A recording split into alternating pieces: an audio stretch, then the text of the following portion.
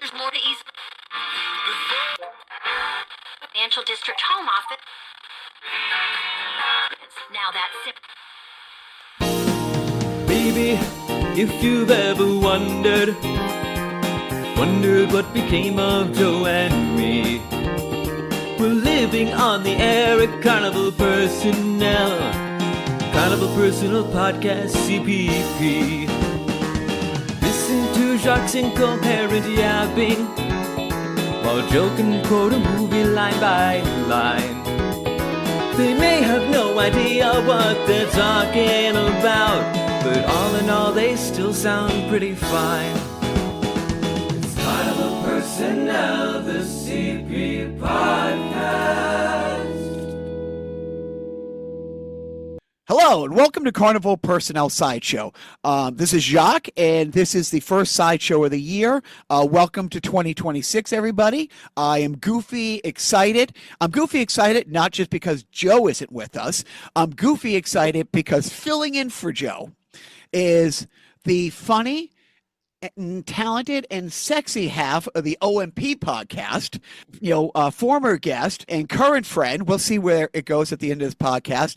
But a big hello to the one and the only, the delightful and easy on the eye, Mr. Wayne Russell. How are you, Wayne? I'm good, Jacques. Thanks for having me. So I take it the Christmas was great?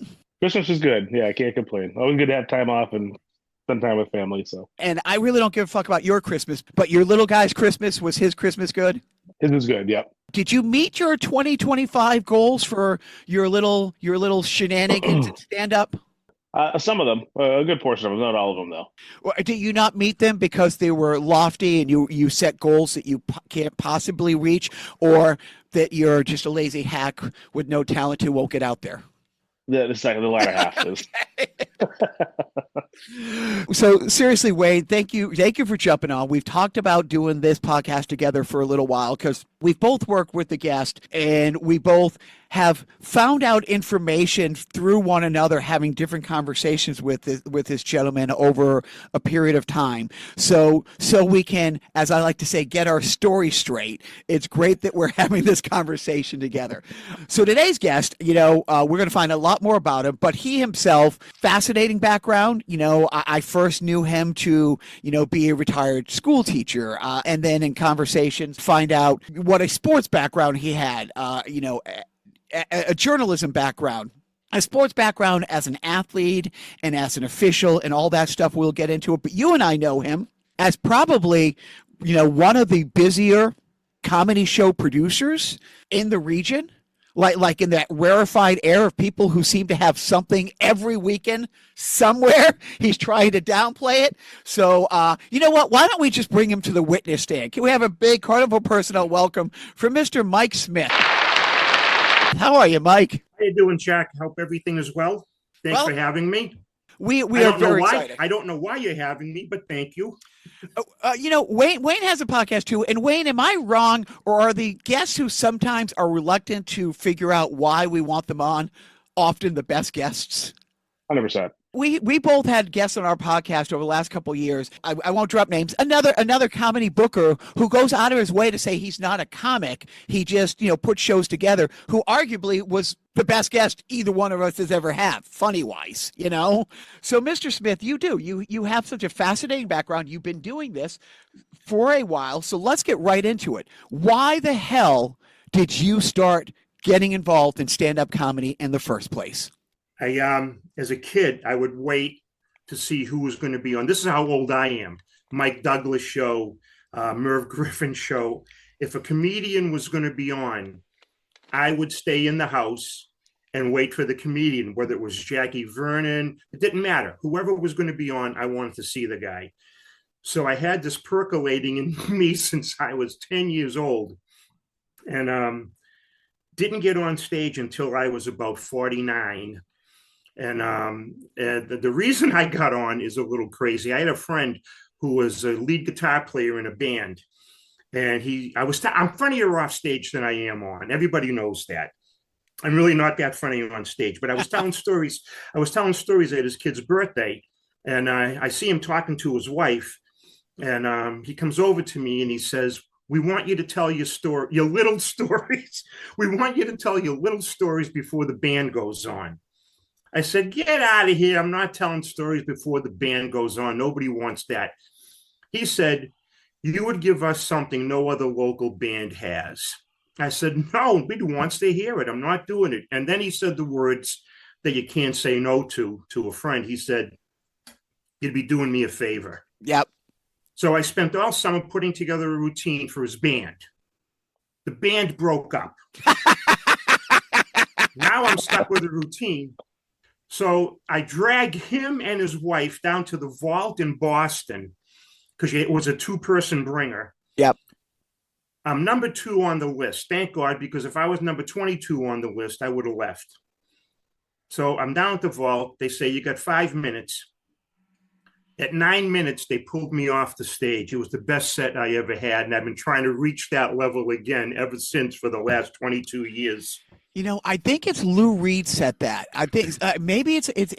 I think it's Lou Reed who said the first time you do heroin, it's like kissing God, and every time you do it after that, you're trying to recreate it. They call it chasing the dragon. That is and nobody gets there. You know what I mean? Yeah. It's like. Wayne, what is the story that Mike always tells about the class showcases? Because they have all their friends and family show up, so everybody's super supportive. They go up, they do the showcase, and they have an amazing set. But it's not really it's an audience, it's a true audience, but it's not a true audience like 200 people you don't know. It's 50 people that love everybody on the stage. And then the next time you go up to do it, you crap your pants because you can't understand why. Yeah. Okay, so you're 49 years old. You're a dad at that point. So you're a school teacher. You're a dad. You get off stage and you say to your wife, I want to do more of this. How does she say, no, you're not. You're going to the institution. How do you go from that to the next show? What is the timeline to getting out there again? Well, the next show was, as you said, was a crash and burn. Okay. Yeah. You think it's going to be easy, and it's not. And when nobody would hire me, I started hiring myself. Yeah. I started booking shows. and the booking of the shows gave me stage time. And It took 20 years. But at the point now where if I go and work for somebody else, I know I'm not going to screw up their show. I'm not saying it's good. I'm saying I'm not going to screw up their show. So we're going back a few years. So you're doing this after the initial stand-up bubble kind of bursted. Yeah. So how did you start with doing like local rooms? What were the first couple places that you started doing your shows? And how did you get them? You mean booking them? Booking them. Yeah. Did you walk into bars? How did you find venues that would let you put shows together? I started at my school. I did a hockey fundraiser for my school and kind of got my feet wet, learned the ropes, made my mistakes, and then went from there. And then we would go out on weekends and we would scout comedians. We would go to shows. We would scout the comedians. Who did I like? Who did my wife, Jeannie, like? Who did we think the crowd would like? And we started putting together shows, and I was very lucky. The first regular room I ever started booking, I'm still booking. Really? It's called the Tupelo Music Hall in Derry, New Hampshire. We were there. It's now a 700-seat venue. They changed, they moved, but when we started, it was 164 seats. Bring your own. You could reach down and pat the heads and shake the hands of the people in the first row. Phenomenal room. Scott Hayward, the owner, took a chance with us. The first show we did for him, we had 28 people. Wow. The second show we did for him, we had 42 people. And I said, that's it, we're done. He's never going to bring us back. But he believed in us and he believed in comedy. And now, 22 years later, we're still booking his shows once a month up in Derry, New Hampshire. And it's a palace up there. It is a palace. Well, Wayne knows that firsthand. Yeah, I was going to say, I went back. I think I did about 40 actual shows in 2025. And I think it's 4 out of the top 5 experience I had was your shows, Mike. And Tupelo is at the top of that. You're very kind. Thank you. Yeah, no, you have some incredible rooms. Your audiences are absolutely incredible. But the Tupelo it felt like a next tier show. Like this is an actual, you have an actual stage. You're behind the curtains watching the other comics. I think that was the first actual green room I've ever been in. It was an awesome experience. That's such a great venue. Well, we've been very, very lucky. And the other thing is that you try to, part of it is that you try to be fair to the room owner and you try to be fair to the comics, sometimes at the expense of yourself. And that's the reason we've been at the Tupelo for 22 years. We've been in Natick for 18 years. We've been at the Old Salt in Hampton for 14, 15. No, this is going to be our 18th year at the Old Salt as well. And what you try to do is develop a long-term relationship with these rooms, because it doesn't make any sense to me to make a ton of money in 2 shows and then burn the room down. It doesn't make any sense to me anyway. I'd rather have a long-term relationship. But Wayne is not being kind, because I am on a group text with Wayne, Mike, and the day of Tupelo, from the minute he got there, sending us pictures of the green room, telling us he can't believe how amazing this is. He is not being kind when he says that was the show of the year for him. From the moment he walked there, I saw our good friend, a friend of all of us, Steve taped something there last year. I thought it was phenomenal. I'm still hounding him to release at least clips from that, because it was a great night of comedy. So you go to Tupelo, you go to the Old Salt, but what's interesting with what you said is you went and scouted talent. So when you were going out, were you just looking at where the open mics were, or were you going to like book shows to kind of see what an opener is, what a feature is, what a headliner is? Because I knew nothing. I knew nothing about it. All I knew is that I wanted to be around it. I just wanted to be, if I wasn't good enough to get hired, then I wanted to be around it. So we started doing the hiring, and we would go to shows. We would go to regular shows, not open mics. We did that eventually, but we would go to regular shows at different clubs in the region, and we saw the headliners and the middlers, and we wrote down who we liked, so that when we did get a show, we called those people first. And it was tough at first because people didn't know who we were. Right. They didn't know whether to trust us. They didn't know, whether we were good for paying, whether the checks were going to bounce or not. So it was a little tough at first. Well, it was tougher for you because when you started doing this 20-some years ago, you worried about if the checks were clear. But if you were doing this, let's say 10, 15 earlier, you would have had to worry whether the cocaine was good or not. Because I missed that era. Thankfully. Because that's how from what I understand, all the people who were doing the ding ho and that comedy bubble, that was the currency. You weren't writing checks. Well, the older comics will tell stories about that and how they made a fortune and then lost their fortune because of that. Some of them, not all, but some. So right off the bat, who were some of the headliners that you first started working with? Kenny Rogerson, Jim Loletta, DJ Hazard. This is how far back we're going. DJ's been in New York for a long time. He spent 3 days with us one time. We hired DJ for the weekend. He came up and spent the weekend with us telling stories, and the 3 days felt like 3 hours. He's brilliant, and he's a good guy. I miss him a lot. He's down in New York. And he doesn't get back up that often. But there was DJ, there was Jim, there was Kenny, the Mastrangelo, the D'Angelo, all the Robbie Prince, all the names, Tony V, all of them. Now, who were the middle people? Who were the features and the openers back then that you're like, I want to watch this guy, I want to watch this gal, and that you've seen develop, that you're like, yep, I knew when I saw this opener that they were going to be a headliner? Are there any people that stand out? Well, he wasn't an opener. He was middling for us, but Greg Murphy went. I think we were one of the first people that closed him. But I had him middle the show, and he made it very, very difficult for the closer to close the show. And it was at that point we moved him up, because why waste him in the middle if he's a closer? That's the first name that comes to mind.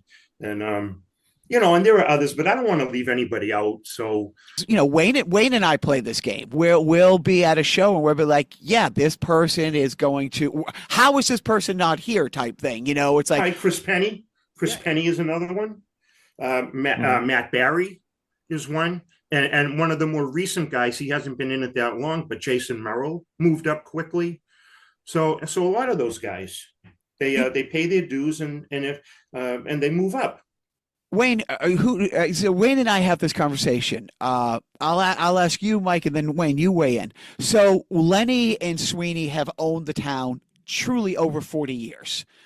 Who do you see as the next wave of who are the headline? Who are the people who are starting to headline now, Mike, that you think in 20 years are going to be the staples? Who is going to be in 2040? Who's the Lenny and Sweeney in Boston? Well, they probably won't be around here, but Drew Dunn, Rafi Gonzalez, they probably won't be around here. They'll probably be in LA, doing TV or doing sitcoms or working Vegas for weeks at a time.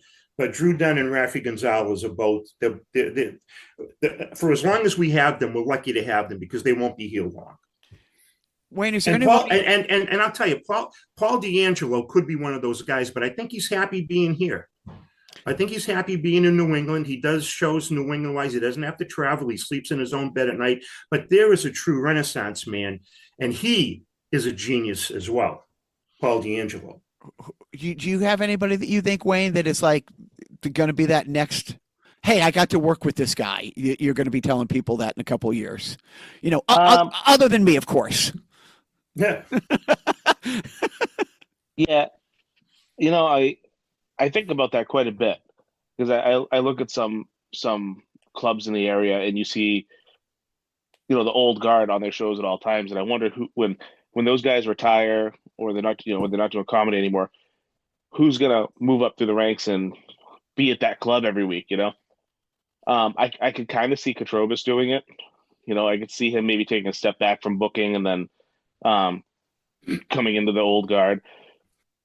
Then I see people like Harrison Stebbins. I worked with him a couple times, and every time I watch him, my sides hurt from laughing. I could see him stepping up into that role as well.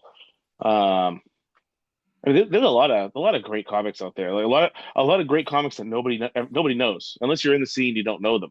Not like a Sweeney or a Lenny that right. Mostly everybody knows. But I think the people taking over, kind of like Mike said, the younger ones are going to move out. The ones that have their roots here with their family and everything, I don't think they're not going to LA anytime soon. So they'll take over the spots of those guys. I think somebody like Will Noonan.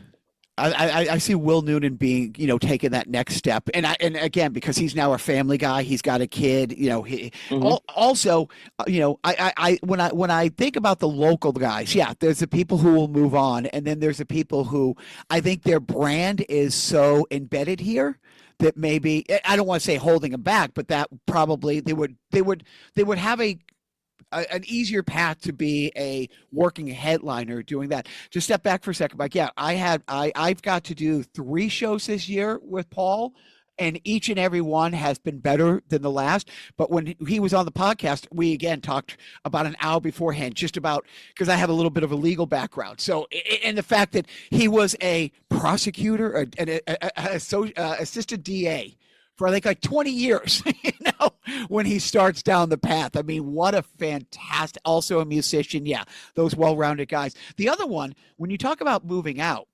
and he doesn't do many shows here because he's not here that often.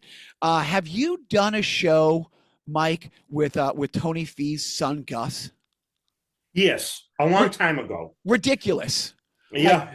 Like I saw a show. I was out in LA and Tony was there like last year, and he's like, "Hey, I'm doing the show." They co-hosted it together, and then I just happened to be I was going to New York. Tony was going out there, and I saw them do it again, and it shouldn't work as well as it does. But him and his dad hosting shows together.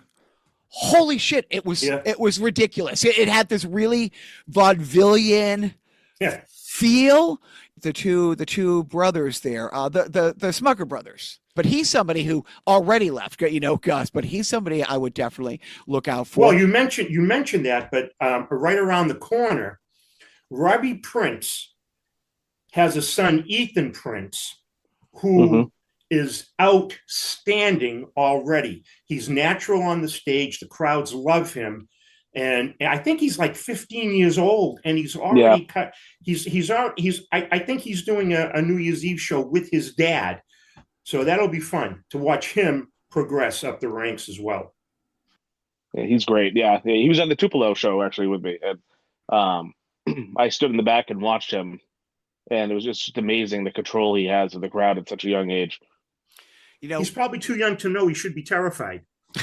Yeah.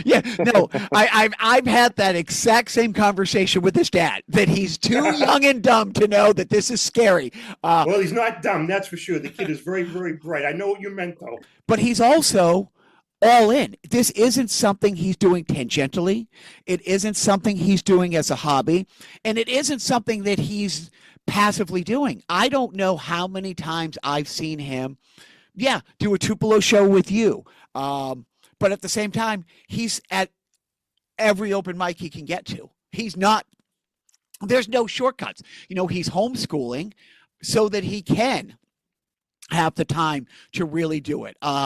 It's great. What we should also do is you have to, like a basketball parent, Ethan's mom drives him everywhere. She needs to get some credit as well. 100%. Except, you know what? I did get the call from Robbie a little while ago saying, "Hey, there's a curveball. Anyway, you drive to Nashua, get Ethan and take him to his show at Nick's."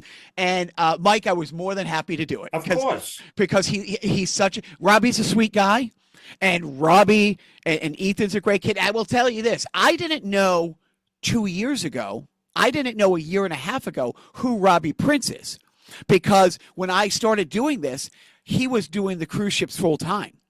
It's just in the last year he's been starting to do local shows.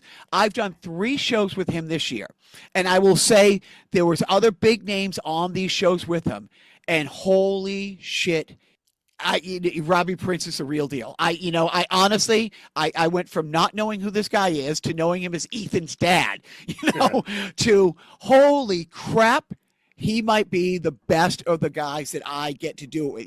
It's him, it's Steve Bjork and stuff like that. But I've talked to Robbie about this as a dad, and as a parent and stuff like that. And again, you coming up in the sports world, the coach's son, might get, not pulled from the game as quick as another kid because he's given up 3 runs as a pitcher. But on the other hand, every fucking parent is sitting in the stands waiting for that kid to fail so their little kid can be pitching. So there's more pressure. There's actually, there is a lot of pressure. But the kid, again, he's now stepping up his social media game because he realizes he's in that age group where he's going to find his demographic not doing a fundraiser where the median age is 50. He's going to find his fan base, through 50? social media. 50. I'm being kind. No, but so now let's get on to the different shows. You book the theater shows, you book the restaurant shows, and you book the fundraisers. Which ones are the most fun for you as a producer? They're all fun. I enjoy it. Every one of them has its own challenge. Every one of them has its own benefit. Everyone has its own drawbacks and dangers, but I like doing them all. In fact, I wish I had more of all of them. I mean, how can you have more? You seem like you have a big show almost every weekend. No, we had, in fact, I coming out of COVID, we were down, and we're just now starting to come back. We did lose, obviously, everybody lost shows during COVID. We lost all those fundraisers that were regulars. Some of them didn't come back. The regular shows, I have okay. Just to give you an idea, I have if we have like an 8-series show at a particular place, I kind of plotted it all out on a piece of paper and penciled it in pen, because you don't want to overbook one show and underbook another. So when you have a regular room, you've got to kind of not bring back people too soon. You don't want to overload. You don't want to double headliner one show and then leave the next show lacking. So you plot it all out. So there's that to go with that. The fundraiser, the only thing you have to worry about with the fundraiser is who have you had there or not had there in the last 4 or 5 years if it's a regular. And you always have to worry about budget because you have a budget constraint.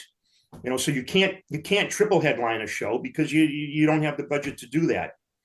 So, but I like doing it all. It's like putting together a Sunday crossword puzzle.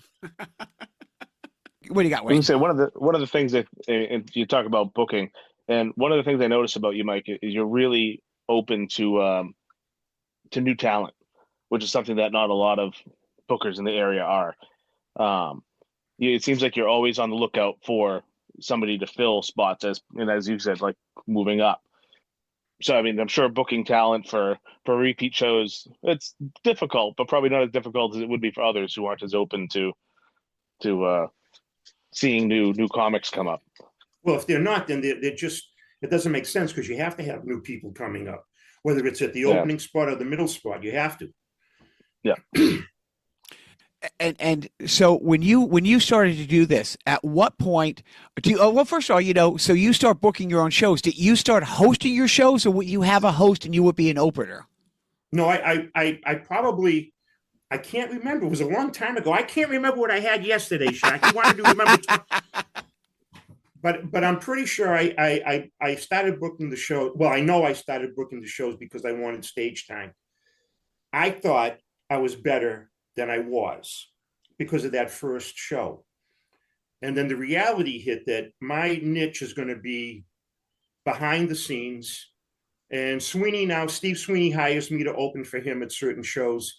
And once in a while, somebody else will. But I know what the deal is. The deal is that I book the shows, I'll host them, I'll have some fun on stage, then get the hell out of the way and let the pros take over and just give them a great show. You say that, Mike. Yeah, we don't buy. You don't buy it, do you, Wayne? You don't buy it. No, I don't, because I've done what 6 or 7 shows with you now. All but one of them, you did time up front, and you kill every time. I don't kill, but thank you. You're very kind. You need to get out more. Well, it's funny because Wayne just did a show with you a couple weeks ago, and I said, "Oh, did he do the bit where you X, Y, and C?" He goes, "No, I've never seen him do that." And then I start repeating your bit back to Wayne, and Wayne's like, "I haven't seen him." But so I want to talk about your material. So when you started doing it, your daughters are younger. When's the first time your daughters saw you do stand-up? I think it actually could have been a fundraiser for my older daughter's dog rescue group, or it could have been at the Tupelo. I really don't remember, but I did use them when I was first starting. I did use my daughters, and some of it was not too kind in reference to boyfriends. So I don't know if they appreciate it, but it's all done in fun. It's done in joke. My wife is the best sport. She is the best sport because I make fun of me. I make fun of my wife. I did the mother-in-law thing, and she didn't.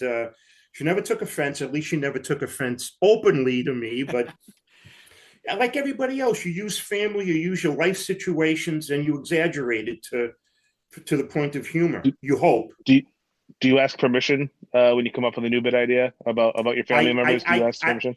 I kind of do unofficially. Yeah. I say, hey, I was thinking about this. What do you think? And I get the frown and I get the shake of the head, and then I know it's good. Well, right. My wife did this really passive-aggressive thing a little while ago.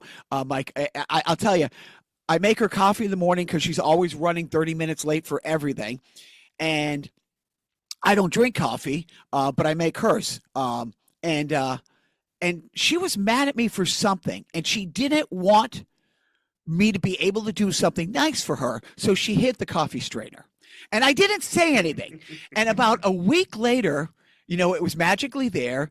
And I say to her one morning, I'm like, "Did you hide the coffee strainer?" And she started laughing, and she goes, "Yeah, I was mad." And then about a half hour later on her drive to work, she calls me and goes, are you going to tell people? Are you going to make a bit out of that? And I literally took a screenshot of the notes that I had written down in my office because I had already started writing a routine about. It's a routine where I compare it to. She's in the passive aggressive Hall of Fame, and so now it's at the point where my wife will. Or the boys will do something, and my boys who are 18 or 15, they'll say something or something will happen, and they'll be like, are you going to make fun of me? Are you going to bring that up? Are you going to talk about it? 100%, you know? So it is. So yeah. So getting back to your comedy, it's all relatable. So I just saw you do a show with Mike and Sweeney, you know, in a pretty fun room up in Maine, and truly, again, if you want to talk about your material, you pulled a little bit of a carrot top. You pulled a prop out of your pocket, which honestly just floored everybody. It was just one of the funniest things I had seen. And on the way home, I texted Wayne. I'm like, have you seen him do this? So how much material do you think you have? Material or good material? Wayne, is there a difference? Not my eyes. I have about 5 hours of material. I probably got 20 minutes of good material. I think if I put it all together, another booker / comedian once told me, he said, you've got about a half hour of material. You just don't know what it is. Well, what is the longest set you've done? I had a show in Manchester, New Hampshire that I booked. My middle act, I called him up. It's 10 minutes before showtime. He's not there. So I call him up. I say, Tom, the showtime is in 10 minutes. Where are you? He said, I'm in Bangor, Maine. Was it a miscue? Did he go to the wrong place? Was he double booked? I really don't know. I had him down in ink and in black ink. On the computer, I use black ink for solid. I use green for waiting to hear back. I had him down in black. And luckily I had Mastrangelo closing. So I knew Brad could easily do an hour. So I did about 24 minutes that night. That's awesome. And what's the biggest crowd that you've told your stories in front of? Not big, not huge. 500, maybe 500 at the Tupelo, 450 at the Tupelo with Lenny Clark. Wayne, are you looking forward to being able to say, yeah, it wasn't a big crowd, it was 500? Well, I mean, but you got to understand that. I mean, I booked the show, so it's not like they were coming to see me. They were coming to see Lenny. I just happened to be there. I mean, yeah. That's understandable. How did you do? I still consider myself the new guy. I've been doing this 24 years. I consider myself the new guy still in the booking ranks. It's like I'm still trying to prove that I belong, and I do that every show. Yeah, but you also are an athlete. You came from the athletic world. Are not the? I mean, Tom Brady's last season with Tampa Bay, was he skipping practices or was he still trying to prove himself? I mean, the best of the best still, and it doesn't matter. Trying to prove yourself, right? Like you're always trying. You know, it's like you're only as good as your last kick. Yeah, you're only as good as your last show. So whether it's trying to kick a field goal or whether it's trying to put together a great show, there is an athletic component to it, isn't there? Yeah, you played hockey. Yeah, you know, it's funny because, you know, before I left LA in 2014, a really great friend of mine, we would get the rink once a week at 5:30 in the morning, and it was just be us out there. And there were friends of ours, you know, in the same age group, but like, why are you guys doing this? It's like, we know we're not that. First of all, I will not wax poetic, but the sound of your blades on the ice in an empty building, where you can just hear the echo, you can hear the when you crank a shot off a post in an empty barn and it just reverberates. Bang. Yeah. or just any of that sound. But at the same time, back then I'm mid 40s. I was still playing in good tournaments. But the thing is, I wasn't going to get better. I just wanted to slow my rate of decline as much as I could. But it's the same thing with this. So even as a comic, it's like, yeah, you still want to get out there. So do you set goals? What do you want to do different this year in 2026? Or what goals do you kind of have set that weren't on the plate last year? How are you pushing yourself this year? I want to take a step back just for a second because she is owed a moment of thanks. You were talking about the sound of the blades on the ice, the sound of the foot striking the football and watching it sail end over end through the uprights is like there's no other feeling. I was playing for the Randolph Oilers in the Eastern League, and I met the most amazing woman. And we had an off week in the season on September 10th. So on September 10th, we get married. We go down to Martha's Vineyard with a bag of footballs. We found a field with goalposts. My wife Jeannie is holding. I'm kicking, chasing the balls, getting the balls back. She's holding on our honeymoon. She was holding, spotting. So I could. Oh, and we came home early that week. We came home early on a Thursday.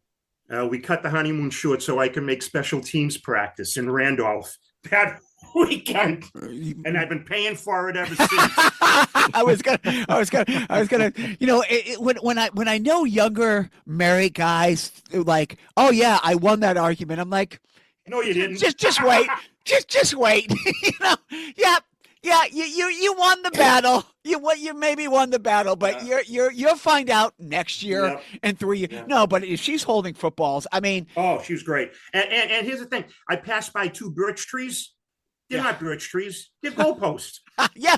So we're gonna, let's stay on this for a second. Honest question: when you were kicked, you got a 30-35 yarder and plus the 10 yards for the end zone. When the ball left your foot. Have you ever had those experiences, Mike, where time has slowed? Yes. Every athlete, I would think every athlete has. It didn't happen right away because I was not really good in high school. And the first point I ever kicked was at the semi-pro level, the minor league level. So yeah, that took a long time. But man, I'll tell you, I miss playing. I miss refereeing. Yep. I miss writing about. I miss all that stuff. Well, that's a past time. That's a time gone past.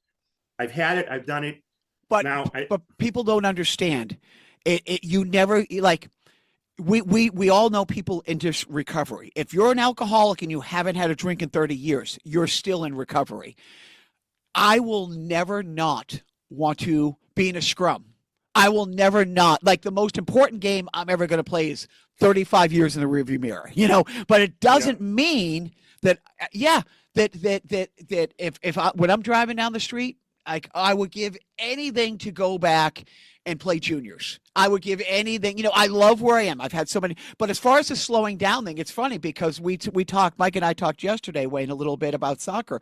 And it's great because my sons know about, the things I've done. And they saw me play for Team Canada in 2015 when we lived in Qatar. And but my son this year was the first time he got off the pitch. And I'm so glad that I have this goal on video, Mike, where it was a corner and my son climbed the ladder and he made a header and he can, in the air, he completely contorts his torso like 45 degree one way. And he whipped his head as the ball came and he put it bends in the opposite corner. And when he got in the car, we were driving home and he's like, Papa, that whole thing as the ball came in, it seemed like it took an hour. Like, slow motion. It was slow motion. And he goes, as he's running back and after Paris, at the halftime, like somebody, like one of his teammates said, what did you do? He goes, I don't know. He goes, it was so slow. And then when he's watching the tape, he's like, yeah, I don't remember this at all.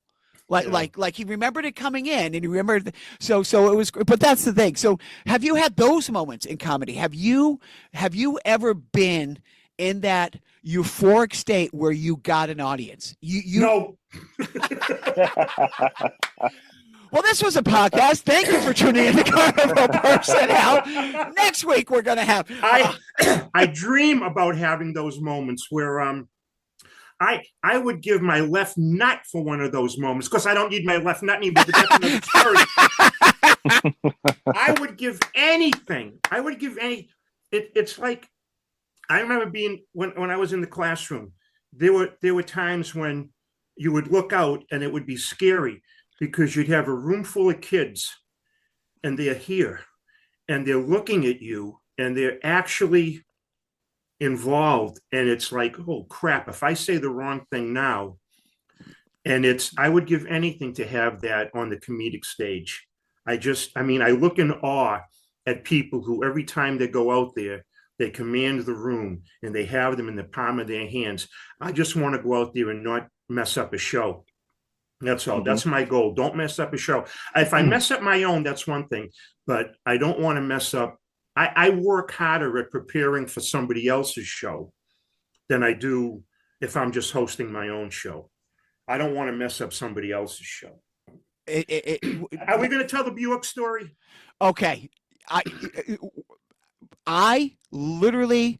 You're going to tell this Bjork story, and everybody on my podcast knows Steve because we talk about him almost every week. Love the guy; he's the best. He's arguably Wayne and mine all-time favorite comic. He's arguably our all-time favorite person. But you told the story that you're going to tell now. I text Wayne before I ran upstairs, and by the time Wayne called me back, I said, "It's too much to text. You got to call me." And this is on Chris. And just for clarity's sake, this is on Christmas Day, Christmas night. Wayne's got a family, and I text him saying, "It's too much to text. Call me when you can." I got upstairs. I told my wife this story, and just as I'm finishing telling her, Wayne calls me. I'm like, "Well, Wayne, my wife's going to hear the story a second time. Please tell this story, Mike, because it's everything that's right in the world." I don't know about that, but I have been very fortunate. I've been a newspaper man. I've had a page one column twice a week. I've been a referee. I've been an educator. I've been very, very lucky. I run my own business. I had a video store. We videotape weddings. But when it all comes down at the end and I'm ready to say goodnight for the last time, this story is going to play over again. I was very fortunate. I got to referee NCAA soccer, and I did like high school, the Merrimack Valley Conference, Cape Ann League. And I'm in Andover one night. And Andover was playing Wilmington, and Andover could be a little chippy. So every time a ball was rolled back, either from his teammate, this was in the day when you could kick it back to your own teammate, and the goalie could handle it. So it would go back to the goalie, and the goalie would pick it up, and this forward from Andover would run right by him, trying to distract him. This happened 4 or 5 times. The 5th or 6th time it happened, ball rolls in, the kid from Andover comes flying by, and the goalie from Wilmington sticks out his hip, and the kid from Andover goes flying, tumble-salt, past the goal line. He gets up, he shakes himself off. I, as the referee, am not supposed to take sides. I run by this goalie, and I say, "Nice move, kid." 30 years later, I'm sitting in a we're having a conversation with Steve Bjork, and Steve Bjork is telling me that he was the goalie for Wilmington, and he remembers this one game where this kid from Andover kept flying past him, and he says, and the referee ran by me, and before he finished it, he said, "Nice move, kid." Steve gets up, he goes, "That was you. That was you."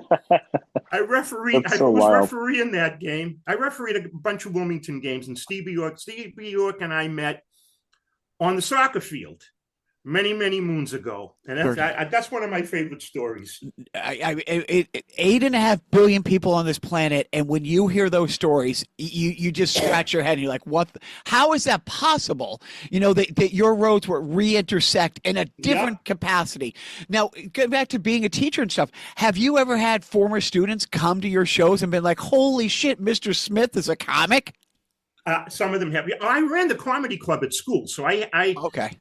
we had a comedy club where I was teaching at Timberlane, and I'd put the kids up on stage, and we'd have a Boston headliner, and it always killed me because I would help the kids write their material, and they would get up and they would crush it, and then I'd get up and I'd suck, and I was pissed at the kids because they were so good and I sucked, and we really had a good time. And yeah, some of them have come to shows, but it's different because like I was 20 years older than they were at the time, and just a different comedy level. But some have, yeah. In fact, I was at a show at the Tupelo, and the kid said, "You don't remember me? I'm so," and it was one of my former students. And it's always good to see them. Now you have two daughters. Either of them ever have the inkling to get up and tell stories? My older daughter did. I had her convinced to do the, hey, turn your cell phones off. And she had written this thing out that was really kind of cute. She said, hey, turn off your cell phones. Don't leave them on like my boyfriend did and act like a douche, which I thought was hysterical. But then she ended up not doing it. I think if she had done it that one time and got the laugh, right, I think she would have wanted to come back and do it, but she never did. I mean, as a dad, Wayne, do you look down at your little guy and think, yeah, you know what? I would want him to go through the horrible open mic process and work his way, or is it a world that you want to shield him from? Yeah, no, I want him to do it because he'll constantly tell me I'm not funny, and I want to be able to do that to him as well. No, I was the sports dad who didn't put my kids in sports because, like I've told people, it's like, dude, I'm 5'7". I married a girl who's half Korean. I was pretty sure my kids weren't going to be dunking, and I'm like, and it's funny because I've talked to people about this. It's like, yeah, but hockey was such a big part of you. It's like, yes. I was an angry kid who didn't have a dad who took it out on every poor son of a bitch who wore a different colored jersey than me. I mean, I was working through trauma, so hopefully my boys weren't going to have. But I do. My son. It's funny because we were in New York about 2 years ago. A friend of mine there says, "Oh, hey, there's this mic going on down the street," and I said to my son, "It's like, yeah, I'm going to shoot over there because if we leave New York now, it was like 5:30. I said it will take 5.5 hours to get home. If I go do this mic and we grab dinner and we're hitting the road at like 9, it will take 3.5 hours. So let's go do this." So we walk over, and he's 15, 16 at the time. And he, David Lee Roth hair, he's the same height as me. Yeah. So, and we walk in, and the guy's like, "Okay, you're both comics?" I'm like, "Yeah." Guy goes, "Oh, you guys want beers?" And I'm like, we'll have a Diet Coke. And he goes, "What am I going to do?" I said, "Grayson, just talk shit about your brother." So he did. Mike, he went up, and most of it was rambling, but the first thing he said is like, "Does anybody have, siblings?" And, the 6, 7 people there clapped. He goes, "They suck, right?" First joke, first laugh. Now, what about your wife? She's gone to all these shows. Has she ever thought about getting up there and talking a little smack about you? Mine? Yeah. Not a chance. I have had former students on shows. I've had former comedy students from school come up and do, and you want them to really, really do well. So I've had that a couple of times, but never the wife. She would never do that. She wouldn't even do the turn your cell phones off, you jerk. She wouldn't even do that. But she gets out the passive aggressive at home. She doesn't have to do it. All right, good. Just making sure she covers the base. Okay. I can say that because the door is shut. And she can't hear me. So we'll wrap this up by what would you say to anybody? Like, okay, so you started at 49. Same thing. Paul D'Angelo started late. I started late. Is it ever too late to start this? No, but I really wish I had started 20 years sooner. I might actually be okay by now. I wish I mean, if I had 20 more years, I might actually have 15 minutes of good material. I look at these guys like, what's his name? Jim Gregory. There's another older gentleman out there that's doing comedy, and I guess it's never too late. But there's that book, Who Moved My Cheese? And part of it is sometimes it's better to know. Sometimes being late is too late. And I don't necessarily buy that. But if I had started when I was 29 instead of 49, maybe I could have left my daughters an empire. I don't know. I kind of like a follow-up question to that. Like, I guess as a booker, somebody who's looking for talent, what are you looking for when you're out there? Or if like somebody sends you a tape or an email, like what is it you're looking for that makes you go like, hell yeah, why don't you go on and do 15 minutes and let me see what you got? You mean in a comedian or looking for in a room? In the comedian. Looking for a comedian as a booker. What are you looking for in a comedian when they reach out to you? There are people that I really like, and there are people that Jeannie doesn't really like, and there are people that I really don't find funny, and she does. So it really depends on how the crowd reacts, not whether you like them or not. Mm-hmm. But does the crowd like them? And if the crowd likes them, whether you like them or not is irrelevant. I would rather see somebody live than see somebody on tape, although you can get an idea on tape. But watching somebody on YouTube or if they send you a clip is not really the same. First of all, the sound is usually never good. And right. I need these because my ears are bad. So I'd rather see somebody in person, watch the crowd react, and see how they handle that situation before you put them on. And let's say you book somebody and it doesn't go so well. We usually go 3 times before we say, you know what, I think that's probably not going to work. So we try to give a person 3-4 times, three times anyway, before we decide it's not going to work. And sometimes it takes a while to get back, because I don't have as many shows as I used to, but we always try to give a person multiple opportunities before we decide it's probably not going to work. And most of the time they prove themselves and we use them more. We talk about that. You see the same bookers use the same smaller thing of people. And it's hard. It's hard for people to go and do a real show because you don't really get a sense of whether your stuff works until you're in a real room with real people. Oh yeah, right. By the way, Jacques, send your avails. Okay. My wife will tell me I'm available all the time. Just go the fuck out of here. My dad left our family when I was 6, and my wife often says, I like your dad. I think he was onto something, but okay, so let's wrap it up. Mike, 2026, what are you really looking forward to in this year? You got anything special? Is there like a big summertime thing, or do you have a personal thing that, hey, I'm going away and I haven't taken a vacation and forgotten about comedy for a couple weeks. What's 2026 hold for you that you're looking forward to? I would like to add a couple of regular rooms. I'm probably not going to take a vacation because you can't. There's always something to do with the business. So I am hoping to add a couple more regular rooms, make them successful. We're looking at a couple at the moment. Obviously would love to build back up the fundraiser shows, although that's been kind of tough. We've got people in the region doing, I probably shouldn't go there, but the truth is we know what you're saying. We know exactly what you're saying. We talk about it all the time. They're doing second-rate shows, yes, and they're poisoning the well. Yes, 100%. 100%. And if you're going to do a second-rate show, don't do it on a Friday or a Saturday. Do it on a Wednesday. Don't poison the well. So they're making it tougher. But all that means is that we have to work a little bit harder, yes, to get those people back. So I'm hoping to increase the numbers in the shows that we have. We're hoping to increase the number of rooms we have, keep the quality of shows high, and give more work to more of the comedians that are out there. That's my goal for 2026. Wayne, you got any last thoughts? I don't. It's been a great year. Looking forward to the next year, but. Well, I seriously, Wayne, thank you so much for jumping on. Mike, as I promised, I will edit out all the racist stuff you said about Mike Katrobis. Okay. I love Mike.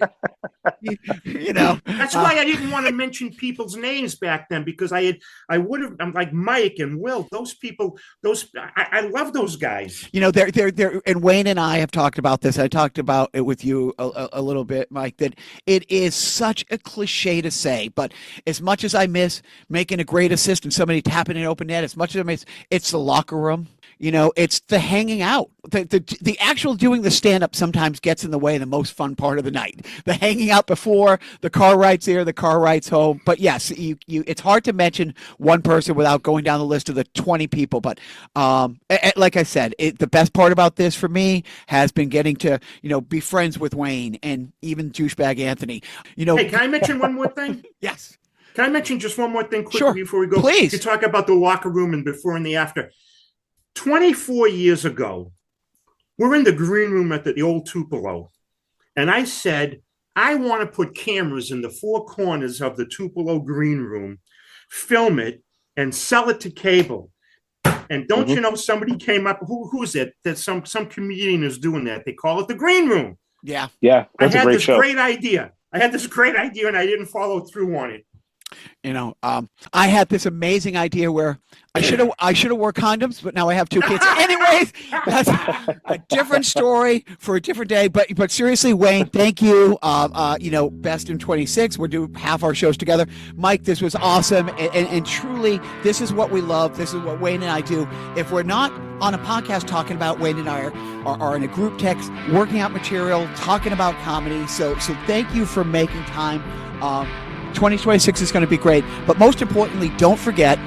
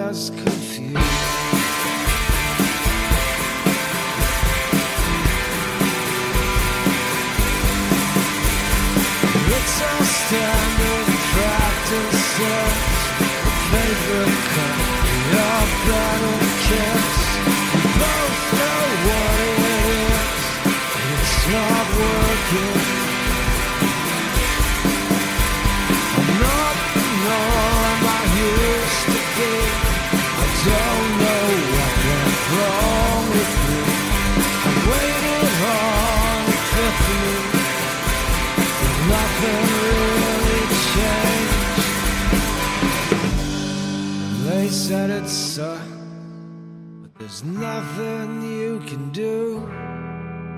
While they got fucked, I did my best to get you. While they got fucked, I did my best to get you.